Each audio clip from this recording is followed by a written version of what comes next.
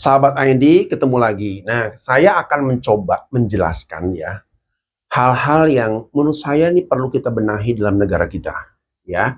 Yang nanti saya coba tarik bagaimana organisasi pun penting untuk memiliki kemampuan ini, ya. Yang pertama yang saya ingin jelaskan di sini adalah berkaitan dengan pemikiran, pola berpikir dan berpikir itu sendiri.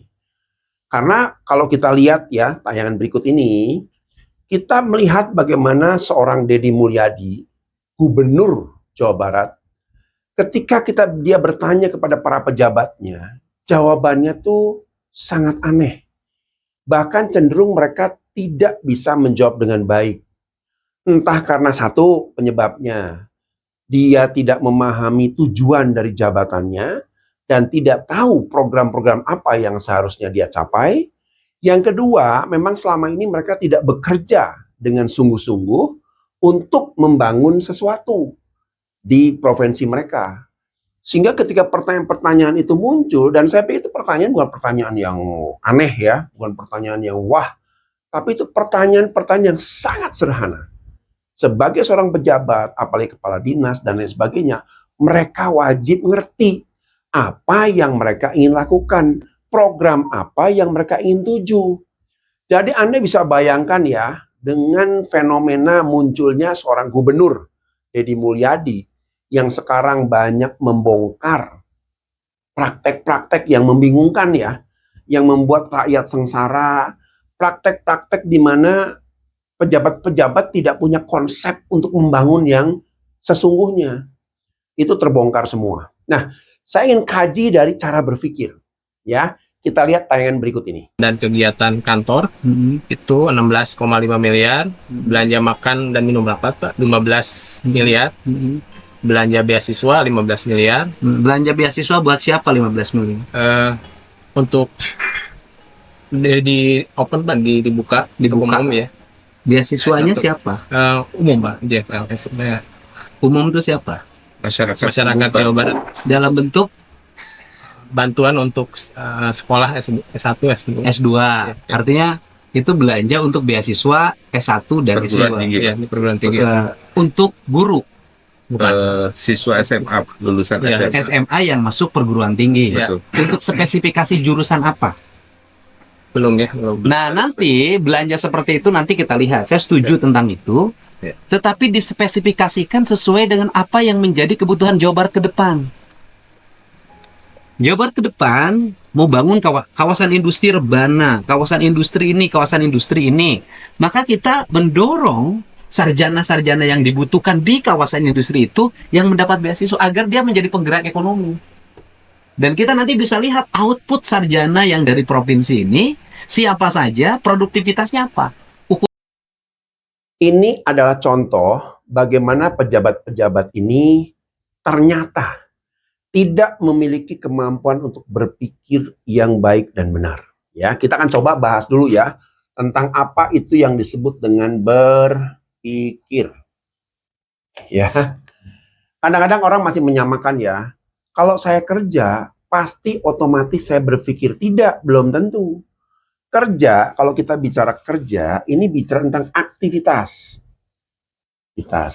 Memang salah satunya adalah aktivitas berpikir. Dan berpikirnya bukan asal berpikir karena kebiasaan, karena instruksi. Tapi berpikir karena mereka tahu konsep dasar yang baik dan benar tentang bagaimana itu bisa menyelesaikan masalah-masalah mereka dalam pekerjaan. Khususnya ya buat kepentingan masyarakat, buat kepentingan diri sendiri gitu ya. Nah, konsep inilah yang kita harus bina, khususnya pelatihan-pelatihan yang benar ya, bukan pelatihan abal-abal, bukan kajian-kajian yang nggak jelas. Pelatihan-pelatihan untuk meningkatkan kompetensi para ASN, khususnya mereka-mereka yang menduduki posisi sebagai kepala-kepala, supaya mereka tahu bagaimana cara menyelesaikan solusi di wilayah mereka masing-masing. Ya, jadi kita harus coba lihat bagaimana berpikir ini menjadi habit yang baik dan benar di kemudian hari. Ya. Lalu yang kedua, kita harus mengerti dulu ya proses dari berpikir. Ya. Apa itu yang disebut berpikir? Ya. Yang pertama, yang perlu dipahami adalah apa itu yang disebut dengan masalah. Ya, bicara tentang masalah ini bisa panjang lebar. Tapi saya mau gambarkan satu hal yang simpel aja ya. Kalau seorang pejabat dia melakukan kunjungan atau dia melihat lingkungan sekitar dan dia menganggap ya itu udah biasa. Ya memang begitulah kenyataannya. Ya ini sudah begini kondisinya. Berarti dia tidak pernah bisa menyelesaikan masalah. Karena setiap masalah problematik untuk bisa sampai taraf berpikir adalah dia harus ngerti dulu ini masalah. Nah, banyak sekali pejabat-pejabat yang bahkan kunjungan tiap hari, datang dari rumah ke kantor setiap hari, pakai mobil mewah mereka. Tapi mata mereka nggak pernah ngelihat bahwa sekeliling mereka itu banyak masalah. Masalah masyarakat, masalah kesehatan, kebersihan, dan lain sebagainya. Nah, ini membuat kita mulai sadar bahwa banyak sekali orang tidak tahu mana yang disebut masalah, mana yang disebut tidak masalah. Ya, jadi kuncinya tahu dulu masalah. Saya selalu bilang dalam perusahaan, ya kalau ada seorang manajer atau koordinator atau leader lah, ya, lalu mereka jalan ke kantor, lalu saya bilang tanya, Pak, waktu tadi pagi Bapak dari rumah ke kantor melihat hal apa saja di tempat perjalanan Bapak, ya, baik di luar maupun setelah masuk kantor. Apa ya, rasanya sudah baik-baik saja. Kalau saya bilang Anda nggak bekerja. Karena setiap hari sebenarnya namanya leader itu bergumul dengan yang namanya masalah. Mereka harus menemukan, mencari. Mereka harus sebagai problem seeker. Ya, bukan hanya pasrah dengan kondisi yang ada. Itu yang membuat sulit berpikir karena mereka tidak tahu itu jadi masalah. Nah, kalau pikirannya sudah ngerasa ini masalah, ini masalah, ini masalah, ini masalah yang harus saya selesaikan, maka bisa masuk ke tahapan kedua, yaitu mulai mencari yang namanya penyebab. Ya, ketika sudah berpikir masalah, mereka berpikir, ini sebabnya apa ya? Kenapa kok banyak gelandangan? Apa penyebabnya? Kenapa kok kotor begini? Apa penyebabnya? Ini kok kenapa kok segala sesuatunya tidak sesuai dengan aturan? Apa penyebabnya? Nah, pergerakan berpikir yang kedua adalah mencari penyebab. Ya, kuncinya di situ, ya. Kalau setelah kita menemukan penyebab, lalu kita berpikir, solusi apa yang harus saya lakukan? Solusi. Apa ya solusinya? Nah, ini udah tahapan berpikir lebih dalam lagi untuk solusi. Ya. Lalu kita mulai melihat, solusinya dengan inovasi dan kreativitas mereka muncul di kepala. Ya.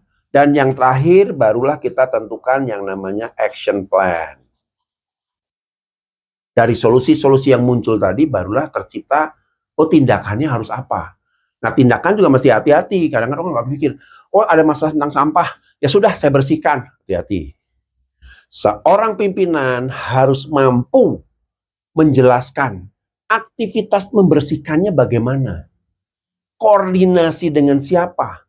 Menggunakan apa, bagaimana caranya, kapan diselesaikan. Kalau itu tidak muncul dalam action, saya cuma bilang omong kosong. Anda hanya mimpi siang bolong. Karena apa? Karena Anda tidak bisa mendistribusikan kegiatan itu pada anak buah Anda.